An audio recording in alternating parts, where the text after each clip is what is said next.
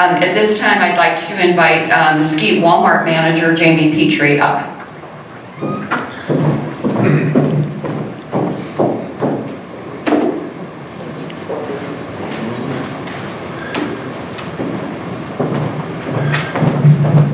morning.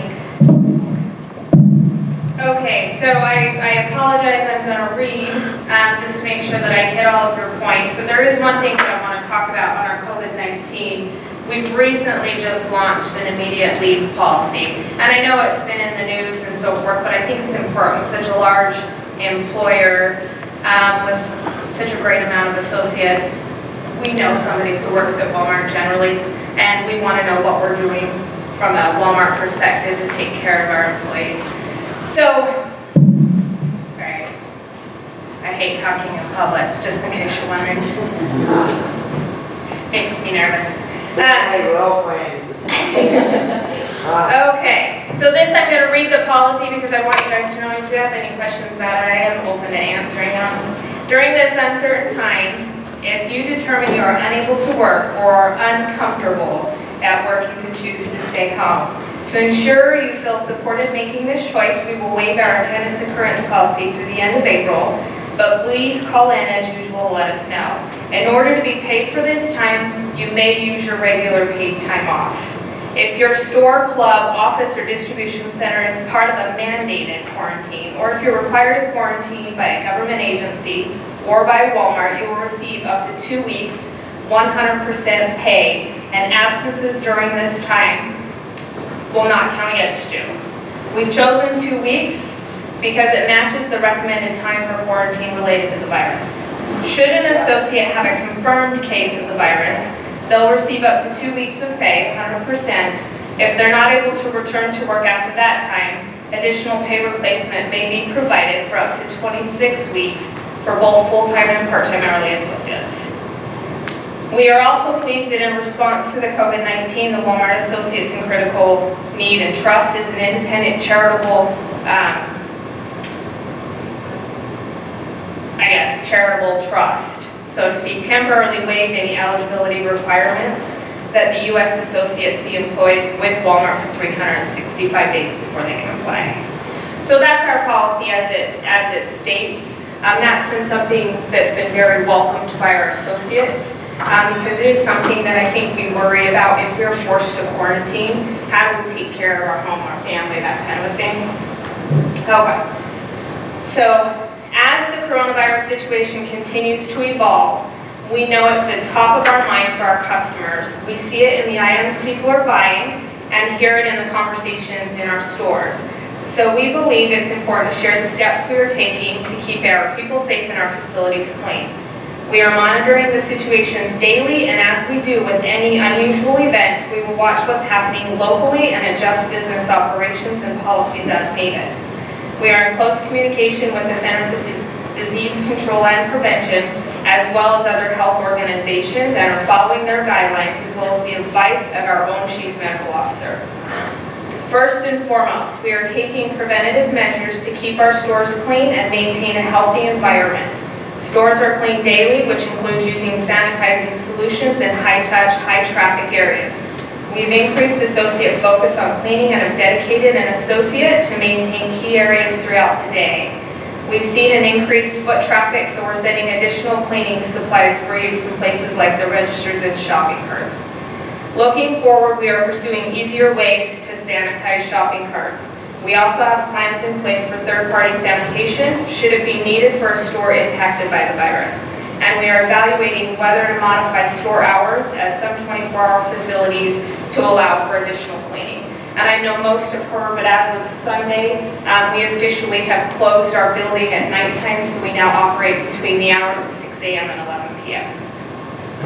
Second, we will work to keep our stores stocked and prices fair. As one would expect, paper products, cleaning supplies, and other items are in high demand as customers prepare for the possible impact of COVID-19. We are working to replenish those items quickly, including diverting product to areas of the country where they are needed the most and routing deliveries directly to stores. We have also authorized our store managers to manage their inventory, including the discretion to limit sales quantities on items that are in unusually high demand. Online, we are taking a firm stance related to the potential for price gouging by third-party sellers. Violations of our seller pricing policy and seller prohibited items policy will not be tolerated and will be resolved quickly. Third, as the largest employer in the country, we take the health of our associates seriously. As we've said before, we want any associate who's not feeling well to stay home.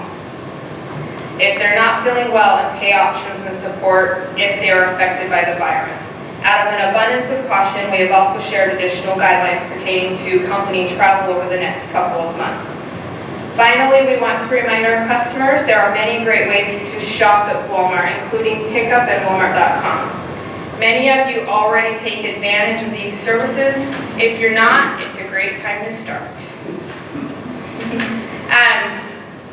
So thanks again. I appreciate the opportunity to talk with you. I will tell you something that's also changed recently. Sorry, it's a good thing I'm done, huh? One of the things that has also changed recently is our online pickup hours. What we're finding is we are struggling as a store to get in stock as quickly as our customers want to buy. And as a result, our online customers tend to suffer. And so we have, we've closed or should I say, made it smaller, the amount of time pickup slots that we have available for our customers. So we're only operating our online grocery hours right now from 11 a.m. to 7 p.m.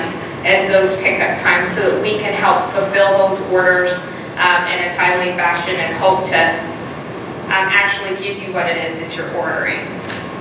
Anybody have any questions? What were those hours for pickup orders? 11 a.m. to 7 p.m. are the time slots. Now it does, with that in mind, keep in mind it is open until 8 p.m. but the time slot itself, we allow our customers to pick up their orders between those hours. So if you pick an 11 o'clock time frame, it's 11 to noon. If you pick 12, it's 12 to 1, that kind of a thing. So the hours are there till 8 o'clock, but you do need to pick up your order by 8 o'clock. Another thing that they have also done is they've limited, they only open those slots 24 hours in advance. So you cannot purchase 7 days ahead of time. You need to purchase today for tomorrow and so forth and so on. Any other questions? Yes, ma'am. Are you going to start putting limits on quantities of certain things? I am not, and I know that that's a hard question, and most are very concerned about that. That is an option as a store manager. In my region, in my market, we have opted not to do that. We have 50 to 80 cashiers in any one building, and our cashiers are not specifically trained to handle or combat the situation that may arise at the registers. Now, I will tell you we have a lot of customers that come in this morning as well that ask for toilet paper. And they think because we don't have any toilet paper on our counters that we've got customers coming in and buying everything that we own. I will tell you with 4,500 stores across the U.S., our distribution centers and our suppliers are trying to get that freight to us as soon as we can. So unfortunately, if you have 100 customers standing in line for a pallet of toilet paper, it goes very quickly, unfortunately, and it's not that they're taking a lot. Now, I did tell some customers yesterday, I have to unfortunately block our aisles so they can't come in, so we can stock it. And our customers have been very gracious. That's the only time I've ever really limited it. It was one package per customer, family base. That's the only time that's happened, but it's only merely because I kicked everybody out and I wouldn't let them grab it as we stocked it. And so I felt that was fair because I didn't want the first person that happened to be in line to get everything that was there. But for the most part, we haven't seen too many issues recently in regards to that. What I can tell you is that water seems to be the biggest, besides toilet paper. Water's the challenge.